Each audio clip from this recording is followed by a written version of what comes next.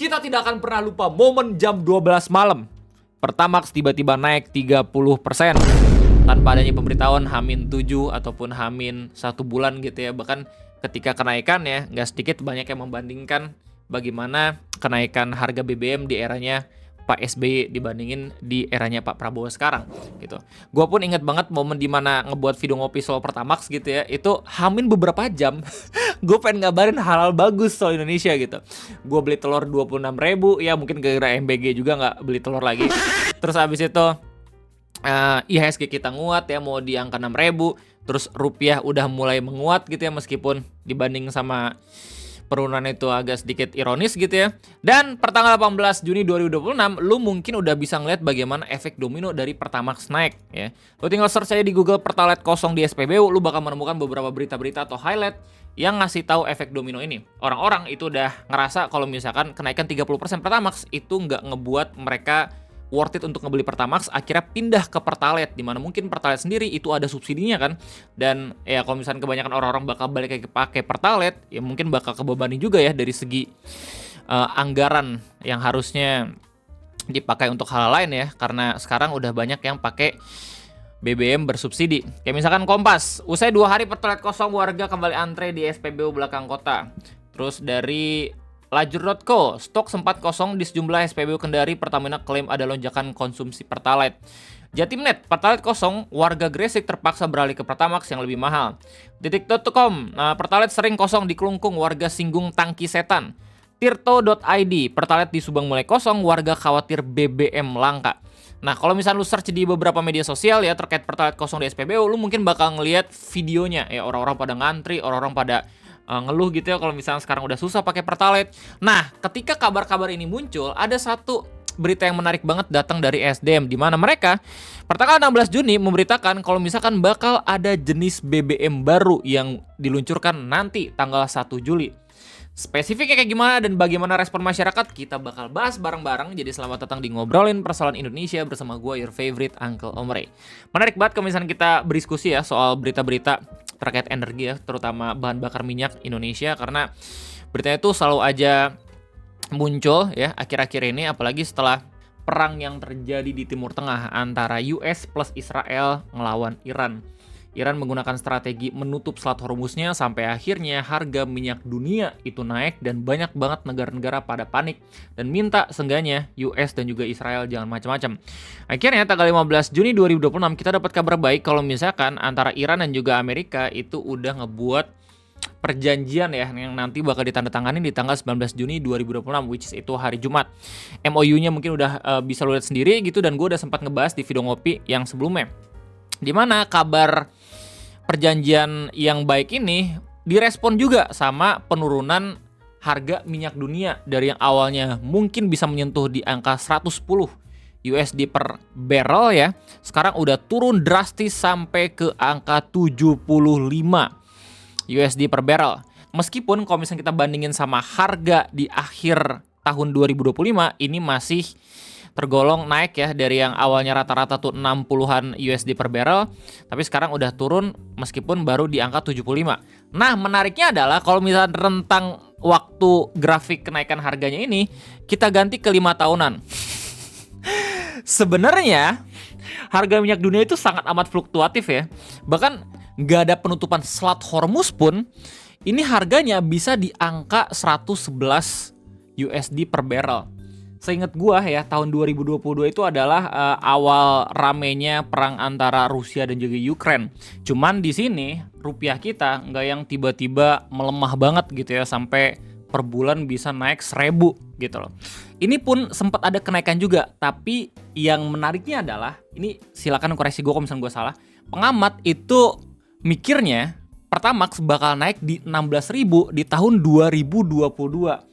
Cuman waktu pemerintah Pak Jokowi gitu ya, kenaikan harga sampai ke 16.000 itu terlalu menyusahkan masyarakat. Akhirnya naik tuh kok nggak salah dari yang awalnya 9 ribuan ke 12.000, terus ke 13.000, terus turun lagi kok nggak salah. Jadi 13 ribuan. Nah, abis itu kan turun nih minyak dunia kan. Cuman kagak jadi ke 9.000 juga nih waktu udah di tahun 2025 ya, khususnya di akhir tahun gitu. Tiba-tiba ada lagi nih perang Iran dan juga US.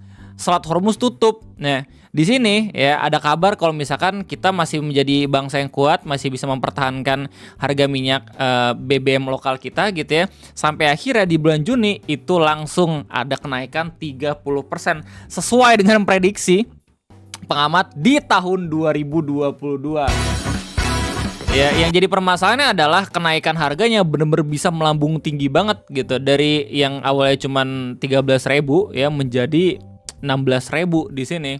Apalagi dengan keterangan kalau misalkan Pak Seskap bilang harga Pertamax adalah BBM non subsidi di mana ikuti harga minyak dunia. Kenyataannya selama tahun 2023 sampai tahun 2026 meskipun udah dinaikin sampai angka 14 ribuan gitu ya, penurunannya itu nggak sama sampai ke 9.000 gitu, tapi masih tetap di angka 13.900 dan lagi-lagi harganya dinaikin menjadi 16.000 ya.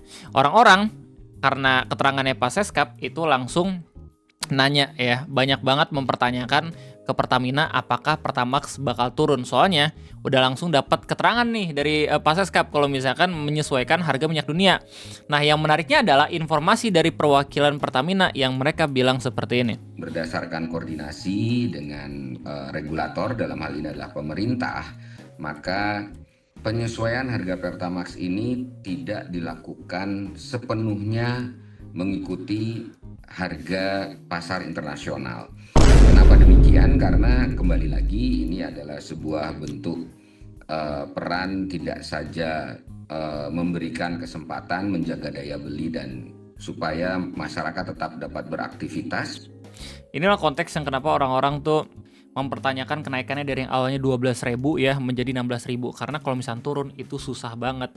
Ya, orang-orang khawatir kalau misalnya akhirnya nanti Pertalite makin langka terus abis itu jenis bensin baru bakal muncul. Beneran tanggal 1 Juli.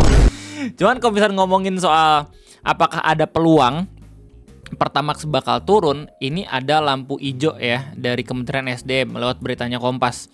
Yang mana mereka bilang ya, harga BBM non subsidi itu dipastikan akan turun jika minyak dunia turun. Pernyataan lengkapnya lu bisa lihat dari berita Metro TV dengan judul harga minyak dunia turun, pemerintah belum sesuaikan harga Pertamax. Beginilah kira-kira. Tersebut di $67,02 AS per barrel. Merespon hal ini, Kementerian Energi dan Sumber Daya Mineral bicara terkait potensi penurunan harga BBM non subsidi di jenis Pertamax. Juru bicara Kementerian SDM Dwi Anggia mengatakan harga BBM non subsidi sangat bergantung pada pergerakan harga minyak dunia sebagai bahan baku utama. Namun, Kementerian SDM tidak dapat memastikan kapan penyesuaian tersebut dapat diterapkan. Namun balik lagi, kita tahu kondisi saat ini kenaikan harga BBM non subsidi ini memang sudah berlangsung. Kalau kita bicara negara-negara kawasan di tetangga sudah jauh lebih dulu mengalami kenaikan penyesuaian. Tapi kita tahu di April kemarin sesuai arahan Presiden, pemerintah Pak Presiden masih mencoba untuk menjaga kestabilan ekonomi, menjaga daya beli masyarakat. Makanya sempat ada diskusi dengan badan usaha baik itu plat merah ataupun badan usaha swasta untuk mempertahankan harga BBM non subsidi dalam hal ini Pertamax. Tapi seiring berjalannya waktu, fluktuasi harga yang semakin dinamis, ini para pelaku usaha mau tidak mau harus menyesuaikan dengan harga keekonomian seperti itu. Jadi kalau ditanya akan turun nggak harga minyak dunia turun, pasti akan ada penyesuaian juga untuk penurunan harga BBM non subsidi. Demikian. Ya, jadi begitulah kira-kira guys ya keterangannya. Bakal ada penyesuaian, cuman kita masih belum tahu kapan ya. Nunggu pertimbangan dari BUMN yaitu Pertamina dan juga pemerintah. Orang-orang di kolom komentar ya bingung karena terkesan ada perbedaan informasi ya. Kalau misalkan Pertamax itu naik gara-gara minyak dunia, tapi kalau misalkan turun kagak gitu. Di Twitter diskursusnya seperti itu dan orang-orang pun khawatir tentang stok Pertalite yang makin lama susah banget untuk dicari. Ya, meskipun kita melihat fakta kalau tren penurunannya sudah terlihat jelas gitu ya. Tergantung apakah nanti beneran ada tanda tangan perjanjian perdamaian antar Iran sama Amerika atau kagak gitu ya. Nah, sementara SDM sendiri itu memberikan solusi ya, yang mungkin ini menjadi bahan diskusi baru lagi buat orang-orang ya terkait BBM jenis baru.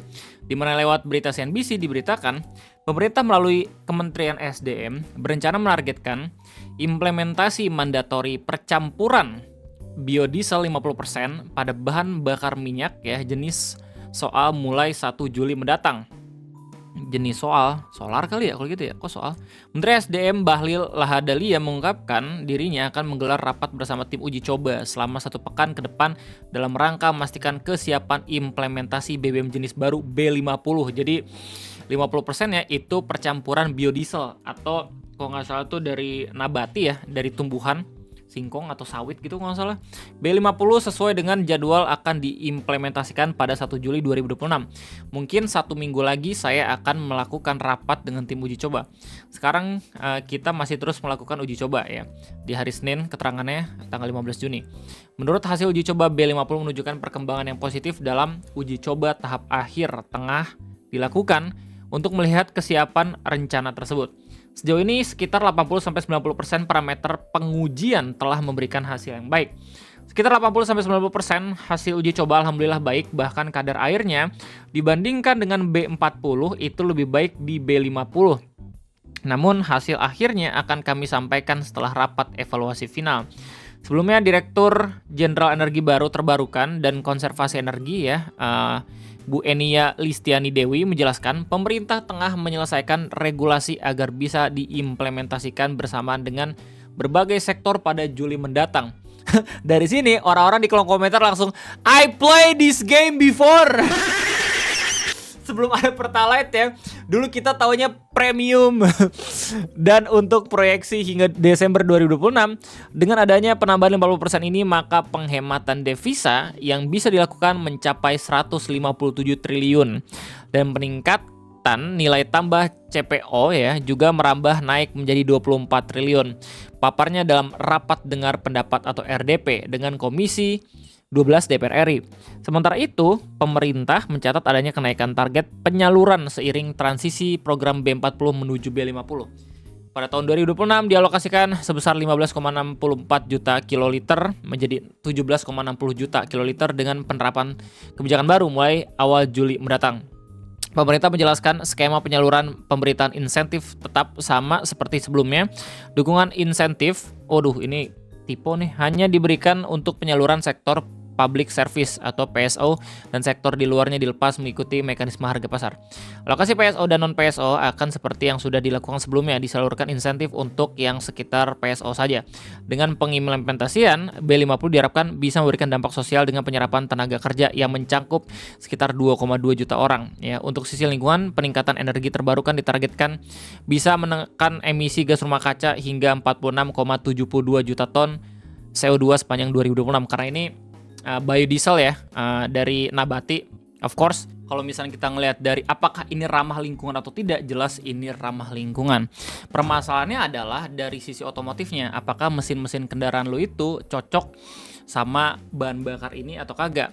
Nah, kalau misalnya emang pengen tahu, sebenarnya bisa di-search lagi ya semakin dalam. Katanya penetapan B50 ini hanya untuk kendaraan-kendaraan bermesin diesel ya, seperti truk, bis, alat berat, kapal, serta mobil diesel yang kompatibel kayak gitu. Kemudian tujuannya jelas nih, yang 4 mengurangi impor solar, meningkatkan ketahanan energi nasional, menyerapkan lebih banyak produksi sawit, dan yang keempat mengurangi penggunaan BBM fosil. Ada alasan kenapa pada akhirnya mungkin beberapa lahan-lahan di Indonesia gitu ya semakin ditransformasikan menjadi sawit, karena ya ini juga salah satu alasannya gitu, ngebuat bahan bakar minyak yang baru yang 50%-nya itu adalah biodiesel. Jadi begitulah kira-kira informasi mengenai energi di negara kita tercinta. Well, gimana tanggapan kalian semua ya? Apakah kalian berharap Pertamax turun lebih cepat? Silahkan tulis di kolom komentar. Ini pun kerasa banget buat gue karena gue termasuk orang yang seenggaknya berniat mulia, anjing. Gak pengen ngabisin subsidi dari Pertalite gitu loh. Cuman kalau kenyataannya bisa gede banget gapnya ini, yang gak ada yang tahu ya soal kekuatan ekonomi masing-masing masyarakat. Jadi thank you banget udah nontonin Ngopi pada kesempatan kali ini. Jangan lupa buat tulis pendapat di kolom komentar. Gua rasa cukup sekian. Sampai jumpa lagi nanti di next video Ngopi. Gue undur diri. Sampai jumpa.